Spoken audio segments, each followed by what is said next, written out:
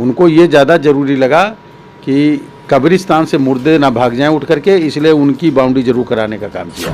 अब 403 सीटें हैं, तो 403 में 400 हुई खुदे पाजी हैं, तो बची 3। अब वह बीएसपी कह पाई, कांग्रेस कह पाई। बीच में उत्तर प्रदेश में ओवैसी साहब की और अरविंद केजरीवाल की पार्टी की भी एंट्री हो रही, इसको देखते हुए आगामी विधानसभा चुनाव में क्या प्रभाव पड़ेगा? आने वाले समय में राकेश टिकैत जी खुद अपनी बात पे अगर टिकेंगे तो बीजेपी के कमल निशान पर ही वोट देने का काम करेंगे। 2022 में तो भारतीय जनता पार्टी 300 से ज़्यादा सीटें फिर जीत करके आएगी। आगामी 2022 में विधानसभा चुनाव की सुगबुगाहट अब राजनीतिक पार्टियों में दिखने लगी है, जहां विपक्ष एक तरह से अपनी पूरी तैयारियां करके सत्ता में फिर से आने का प्रयास कर रहा है। वहीं भारतीय जनता पार्टी जन आशीर्वाद यात्रा के माध्यम से जनता का आशीर्वाद चाह रही है। जनता का आशीर्वाद लेने के लिए वर्तमान समय में केंद्रीय मंत्रिमंडल में मंत्री रहे कौशल किशोर जी हमारे साथ मौजूद हैं और आज ही जनपद बाराबंकी में आए हुए हैं। इनका भव्य तरह से स्वागत हुआ है। हम मंत्री जी से बात करेंगे और जानेंगे कि किस प्रकार से जनता उनको आगामी 2022 में अपना आशीर्वाद देगी। मंत्री जी, पहली बात तो आपको बहुत बहुत बधाई जो आपको केंद्रीय मंत्रिमंडल में जगह मिली। एक सांसद के तौर पर आप एक जनपद का प्रतिनिधित्व कर रहे थे, इसके बाद आपको सरकार ने इतनी बड़ी जिम्मेदारी दी, किस तरह से देखते हैं भाजपा की इस नीति को? मैं सांसद भी हूं और अनुसूचित जाति मोर्चे का मैं प्रदेश अध्यक्ष भी था, तीसरी बार भी, और पारक महासंघ का संगठन मैं पूरे नेशनल लेवल पे चलाता था, सामाजिक संगठन या दूसरे इश्यूज़ को लेकर के भी, नशा मुक्ति है, इस तरह के भी कार्यक्रम लगातार हम लोग सोशल वर्क करते चले आए। लेकिन अब प्रधानमंत्री जी ने हम लोगों को, हमें केंद्रीय राज्य मंत्री बना दिया है, तो अब जो स्थिति है वो और ज़्यादा जिम्मेदारी बढ़ गई है। जहाँ तक के राजनीतिक स्थिति को लेकर के अगर देख लें तो भारतीय जनता पार्टी हर समय लगातार कार्यक्रम करती रहती है। वो संकट का समय होगा तब भी जो है उसमें काम करेगी, और किसी समय भी बीजेपी का कार्यकर्ता चुप नहीं बैठता, कुछ ना कुछ करता रहता है। संगठन की बैठकें बूथ लेवल पे हैं, बैठकें हैं, बूथ की कमेटियां हैं, उनके सत्यापन हैं, क्या ज़रूरत है। इसलिए भारतीय जनता पार्टी ने जो है सेवा ही संगठन है, भाजपा का जो संगठन है वो सेवा करने का है, और इस तरह लगातार इस पे काम करते रहते हैं हमारी पार्टी। तो ये जो जन आशीर्वाद यात्रा भी हम लोगों ने निकाली है, मोदी जी ने जो इसके लिए बोला है कि पहले आप लोग 15 अगस्त तक के रहेंगे, 13 अगस्त तक के पहले सदन था, तो अपने अपने डिपार्टमेंट के बारे में पूरी तरीके से अध्ययन करना, लोगों को बताना और उसमें कितना बेहतर कर सकते हैं लोगों के लिए, देश के लिए, समाज के लिए, लोगों के लिए, उसके बारे में पूरी तरीके से जानकारी हासिल करना, और अगर कोई समझ में आता कि इसे सुधार करना तो उसको सुधार करना। इस तरह का मोदी जी का कॉन्सेप्ट रहता है, उनकी सोच रहती है, उसी सोच पे हम लोग काम कर रहे हैं। जन आशीर्वाद यात्रा का आप नेतृत्व कर रहे हैं और बढ़िया आपको लोगों का समर्थन मिल रहा है। क्या लगता है आगामी 2022 में भारतीय जनता पार्टी क्या एक बार फिर से कमाल कर सकेगी?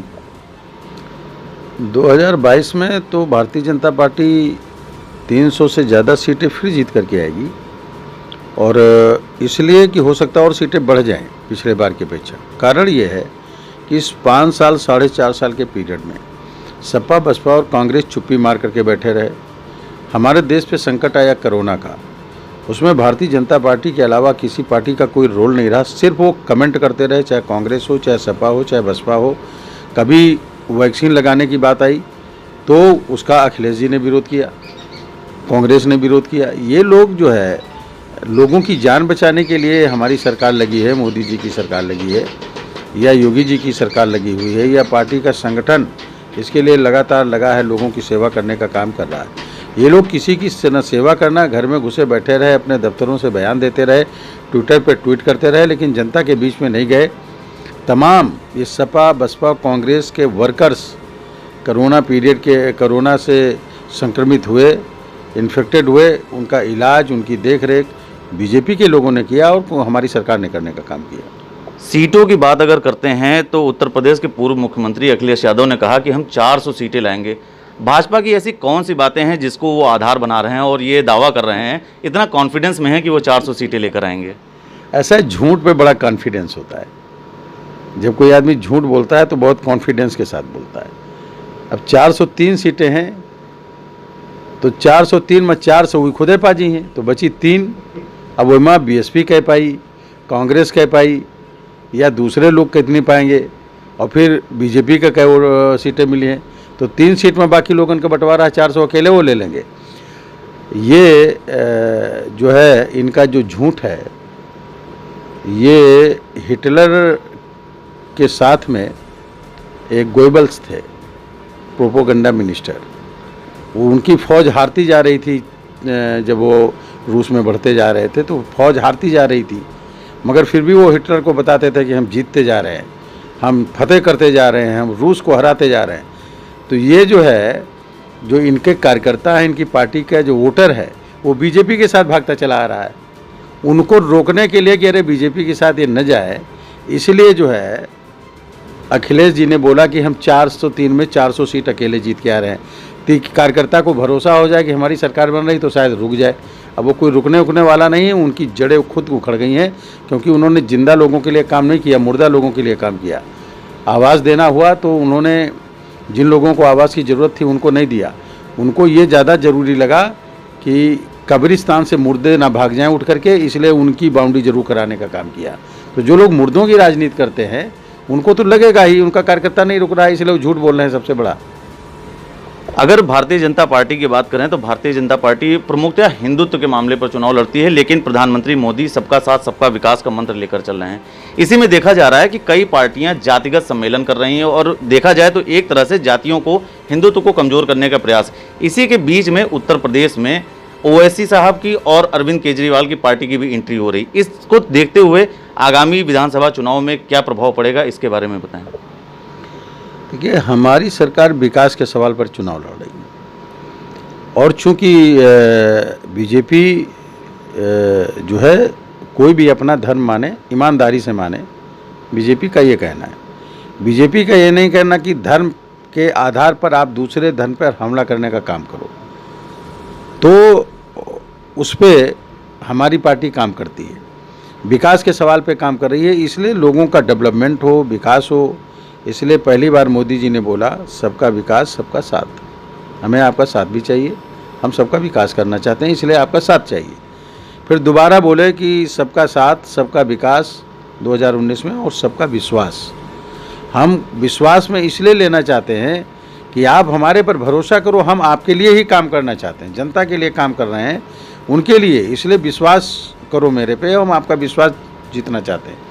प्रैक्टिकल में करके दिखाया, लोगों को आवास दे रहे हैं, शौचालय दे रहे हैं, लोगों को मुफ्त में इलाज दे रहे हैं, 80 करोड़ जनता को मुफ्त में राशन बांटने का काम हमारी सरकार कर रही है। ये सारे किसानों को 6,000 रुपया साल में दे रहे हैं। ये तमाम चीज़ें जो देने का काम है, तो इस पर भरोसा करो कि जब ले रहे हो तब तो भरोसा करो, विश्वास करो। और इस बार 15 अगस्त को प्रधानमंत्री जी ने बोला कि इन सारी चीज़ों को दे करके देश को मजबूत करना, और आखिरी व्यक्ति जो सबसे कमज़ोर आदमी, उसके पास भी उसका मकान हो, उसमें उसका चूल्हा हो, जो रोज़गार मिले, चलते खाने का हो, नल हो, पानी देता हो, और बल्ब हो जो जलता हो, सारी चीज़ें जो है वो उसको मिले, इलाज फ्री में हो, किसी चीज़ की प्रॉब्लम ना हो। इसका जो है प्रयास बीजेपी तो कर ही रही है, मोदी जी तो कर ही रहे हैं, योगी जी तो कर ही रहे हैं, बीजेपी की सरकारें कर रही हैं, लेकिन सबका भी प्रयास इसमें होना चाहिए कि अगर बगल में किसी को कुछ नहीं मिला है तो वो सरकार देने के लिए तैयार है, वो भी वहाँ तक पहुँचाने का काम करे। अगर बात करें किसानों की, तो वैसे तो भारतीय जनता पार्टी किसानों को निधि दे रही है, उनको किसी प्रकार से समस्या नहीं होने दे रही, फिर भी आखिर किसान समर्थन, जो ये किसान का विरोध चल रहा है, राकेश टिकैत जी लगातार हमलावर होते हैं, भारतीय जनता पार्टी का लगातार वो विरोध कर रहे हैं, और कई जगह पर उन्होंने सभाएं करने को भी कही, और उन्होंने कई इंटरव्यू में ये भी कहा कि भारतीय जनता पार्टी को हराने के लिए सबको मिलना चाहिए। किस तरह से देखते हैं किसान नेता राकेश टिकैत को? देखिए, राकेश टिकैत जी जो है भारतीय किसान यूनियन के नेता हैं। किसान, उनके यूनियन के साथ जो जुड़े हुए लोग हैं वो उनके साथ खड़े हैं, कुछ नेता और लोग भी उनके साथ, विपक्ष के लोग खड़े हैं। किसान उनके साथ बड़े पैमाने पर नहीं खड़ा है। पूरे देश का 90% से ज़्यादा किसान, 95% से ज़्यादा किसान वो भारतीय जनता पार्टी के साथ खड़ा है। खुद राकेश टिकैत जी ने अपने एक इंटरव्यू में बोला था कि हम बीजेपी के विरोध में नहीं हैं।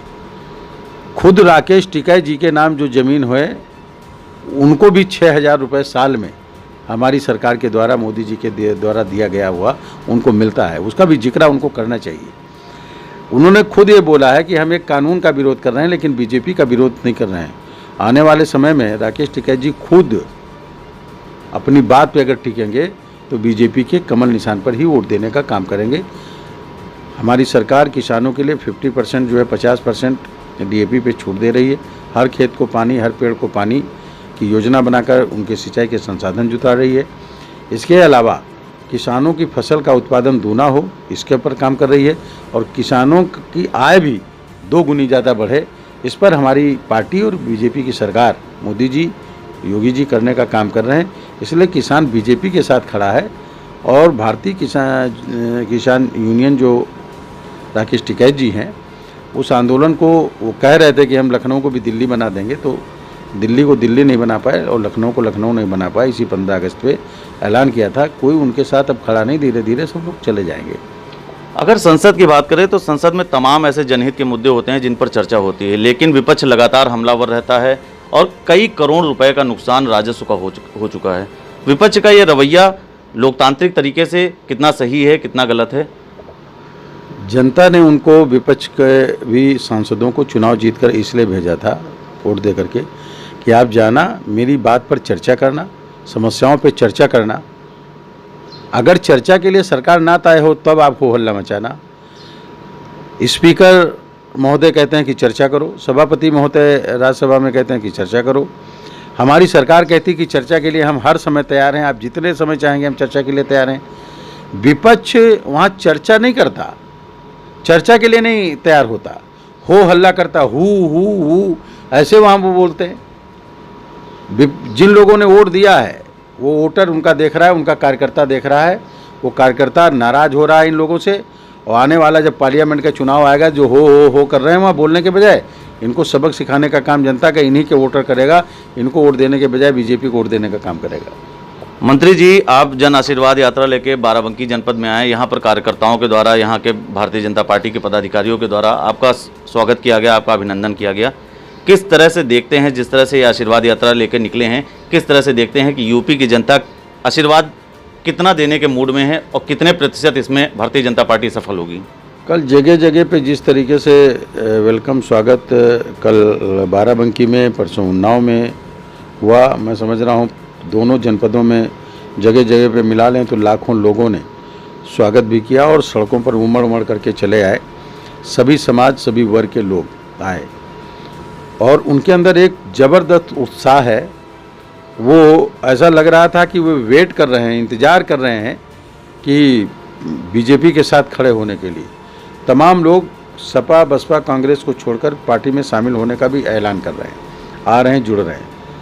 मैं कहना चाहता हूं कि पिछले बार हम बाराबंकी में 6 सीटों में से 5 सीटें जीते थे, 1 हार गए थे। इस बार हम विधायक की 6 सीटें यहाँ जीतेंगे और पूरे उत्तर प्रदेश में जगह जगह बहुत बड़ा उत्साह है। और केवल यूपी में नहीं, हमारे जितने भी मंत्री MP बने हैं, पूरे देश के अंदर जन आशीर्वाद यात्रा चल रही है और इन जन आशीर्वाद यात्रा के जरिए जनता से हम लोग बता रहे हैं कि आपको क्या क्या हमारी सरकार ने दिया है, आपकी क्या राय है।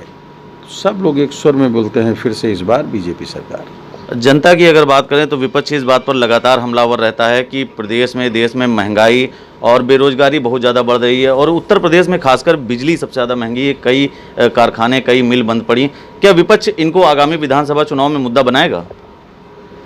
देखिए, महंगाई तो अगर देखें तो पेट्रोल डीजल के दाम बढ़े हैं, बाकी जो है वो भी मजबूरी में बढ़े हैं। इसलिए कि सरकार, हम सांसदों का 2 साल की निधि रोका कोरोना से लोगों को इलाज के लिए, लोगों को सुविधाएं उपलब्ध कराने के लिए। विधायकों की 1 साल की निधि रोकी गई, लगाई गई। सिर्फ कोरोना में से जो संकट आया है उससे जनता को तकलीफ़ ना हो। 80 करोड़ जनता को मुफ्त में राशन दे रहे हैं, लोगों की ज़रूरत की चीज़ें उपलब्ध करा रहे हैं। 300 ऑक्सीजन गैस के प्लांट हमारे प्रदेश में लग रहे हैं। हर सामुदायिक स्वास्थ्य केंद्र पर भी जो है ऑक्सीजन गैस के प्लांट लग रहे हैं। तो ये सारी चीज़ें जो है पैसा कहाँ से आएगा जब दुकानें कोरोना काल में बंद रही, सभी दफ्तर बंद रहे, सबको तनख्वाह देने का है, सभी चीज़ों का देने का है। उसके बाद भी इस संकट से जिस तरीके से भारतीय जनता पार्टी की सरकार ने निपटने का काम किया है, तो उसमें पेट्रोल डीजल का दाम बढ़ा है। पेट्रोल डीजल का दाम बढ़ा है तो वही लोग गाड़ियां चलाते हैं जो संसाधन थोड़ा सा जिनके पास है, तो उसमें अगर 2-4 रुपये बढ़ा तो उस पर उसी से जो पैसा आया है उससे तमाम चीज़ें लोगों को उपलब्ध कराने का काम कर रहे हैं। जनता के अंदर इसके बात नहीं, कहीं कहीं लोग लिखते हैं पेट्रोल चाहे कितना महंगा हो जाए, डीजल कितना महंगा हो जाए, लेकिन जनता के लिए जिस तरीके से सरकार काम करने के लिए तैयार है, हम और महंगा भी ये डीजल पेट्रोल खरीदने के लिए तैयार होंगे। लेकिन लोगों को आवास मिल जाए मुफ्त में, लोगों को शौचालय मिल जाए, लोगों को इलाज मुफ्त में मिल जाए, गैस सिलेंडर चूल्हे लोगों को मुफ्त में मिल जाए, इसकी जो दे रही है सरकार। इसके अलावा 6,000 रुपये साल में जो किसानों को दे रही है वो सब उनको मिलता रहे। ये सारी सुविधाएं लोगों को मिलती रहें, घर घर पानी की पाइपलाइन बिछा करके उनको पानी मिलता रहे, ये सुविधाएं मिलती रहें। तो डीजल पेट्रोल कुछ लोग लिखते हैं कि हम थोड़ा और महंगा खरीद सकते हैं, लेकिन बाकी जो सुविधाएं सरकार दे रही है, इसलिए हम बीजेपी के साथ ही खड़े हैं। मंत्री जी, अगर अंतर्राष्ट्रीय मुद्दे पर बात की जाए तो अफगानिस्तान और तालिबान के मुद्दे इस वक्त काफ़ी ज़्यादा गहमा गहमी में हो। भारत की केंद्र सरकार ने अफगानिस्तान में अरबों रुपए का निवेश किया था। ऐसे समय में उत्तर प्रदेश के संभल के सांसद समाजवादी पार्टी से बर्क साहब तालिबान का सपोर्ट कर रहे हैं और खुला सपोर्ट कर रहे हैं। किस नज़रिए से इसको देखते हैं? भारतीय जनता पार्टी इस पर किस तरीके से बात अपनी रखेगी? ये तो पार्टी संगठन तय करेगा। पार्टी का जो राष्ट्रीय नेतृत्व है उस पर विचार विमर्श होगा, कैसे करेंगे, और जो भी पार्टी तय करेगी और जो भी सरकार तय करेगी, हम सरकार और पार्टी के उन नीतियों को मानेंगे। मंत्री जी, अंतिम प्रश्न हमारा ये है कि आप जन आशीर्वाद यात्रा के क्रम में जनता से आशीर्वाद चाह रहे हैं और आप आवास एवं शहरी मंत्रालय देख रहे हैं। बाराबंकी की जनता को जो केंद्र सरकार की महत्वाकांक्षी योजना है अमृत योजना, उससे बाराबंकी की जनता को किस प्रकार से आप आशीर्वाद देने के लिए प्रयासरत हैं? जब मैं मंत्री नहीं था तब भी माननीय उपेंद्र जी जो सांसद हैं, इनका हमारा एक पत्र जो है इसको अमृत योजना में शामिल करने के लिए लिखा गया था। चूँकि 2011 की जो पॉपुलेशन है उसमें 1 लाख लोगों की संख्या नहीं थी। 1 लाख से ऊपर के लोगों को अमृत योजना में ऐसे शहरों को शामिल किया गया था। अब यहाँ की आबादी बढ़ करके 1 लाख से ज़्यादा हो गई है। अब अभी जब नया चयन होगा तो उस नए चयन में बाराबंकी को भी अमृत योजना में शामिल करेंगे और जो भी सुविधाएं हमारे मंत्रालय से मिलनी है वो सारी सुविधाएं बाराबंकी को देने का काम करेंगे। आप थे केंद्रीय मंत्रिमंडल में मंत्री कौशल किशोर जी, जिन्होंने ये दावा किया है कि आने वाले समय में जिस प्रकार से जन आशीर्वाद यात्रा चल रही है, ऐसे समय में पूरे यूपी की जनता भाजपा को फिर से आशीर्वाद देने के मूड में है और आने वाले समय में 2022 में एक बार फिर से भारतीय जनता पार्टी की सरकार बहुमत से बनेगी। जनपद बाराबंकी से द इंडियन ओपिनियन के लिए सरदार परमजीत सिंह के साथ नीतीश मिश्रा।